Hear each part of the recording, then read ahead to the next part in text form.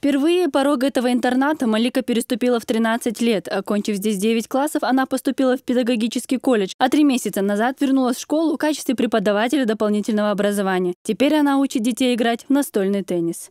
Я хочу, чтобы дети умели играть, люблю их учить, мне интересно, потому что я сама училась в этой школе. С детства она любила играть в теннис, по этой причине она сейчас продолжает учить детей этому. Малика не единственная, кому интернат помог преодолеть страх и начать жизнь без барьеров. Сегодня в этой школе обучается около 250 детей. В основном учебная программа в учреждении проходит на языке жестов. Однако для тех, кто может воспринимать хоть какие-то звуки, возможности увеличиваются. Слышать им помогает специальный аппарат. Мы большие надежды возлагаем на эту аппаратуру. Кадыров Рамзан, когда первый раз увидел один этот аппарат и заинтересовался, что это за аппарат, и, естественно, он быстро откликнулся. И на сегодняшний день мы имеем почти во всех младших классах всю эту аппаратуру. Принцип работы электроакустического аппарата состоит в том, что с помощью ручного микрофона на специальный имплант, вживленный в ухо, или же в наушники передается собственный голос и голос реабилитатора. Различать слова ребенок учится путем сопоставления двух звуковых образов. Чтобы показать более эффективные методы использования оборудования, из Хорватии в республику прибыли создатели инновационного технического аппарата.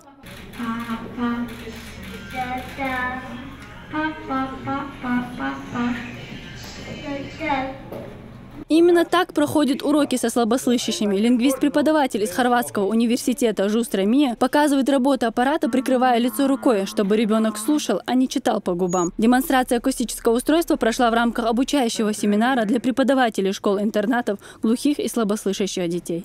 Без этого оборудования loše čuje svoj glas. Ребенок очень плохо слышит свой голос. Zato što je mikrofon smješten iza uha. Потому что у него микрофон находится из-за его уха, поэтому плохо слышит. U slučaju kad je mikrofon pred ustima djeteta, В случае, когда микрофон находится перед губами ребенка, te smetnje su eliminirane. таких нарушений ничего не мешает. На обучающий семинар в республику прибыли не только специалисты из Хорватии, но также Австралии и Москвы. В первый день пребывания в Министерстве образования были зачитаны доклады, в которых поднимали такие вопросы, как необходимость создания условий для повышения качества образования детей с ограниченными возможностями.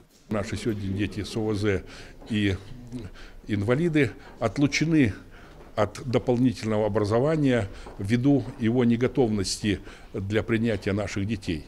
У нас есть своя система дополнительного образования в коррекционных школах. Но нам надо вырываться в общий мир, в государственные, в частные предприятия дополнительного образования.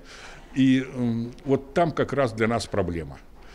Для нас там не созданы условия. Наш коллектив работает много в этом разделе. Мы подаем предложения прямо на президентские структуры. Семинар продолжится завтра. У участников запланировано заключительное мероприятие. Это очередное лекционное занятие, но уже посвященное нормативно-правовым и психолого-педагогическим аспектам профессиональной компетентности преподавателей, обучающих детей с ограниченными возможностями. Мария Манзорова, Юнадия Шалаева, Муса Астемиров, Луиза Юнусова. Новости.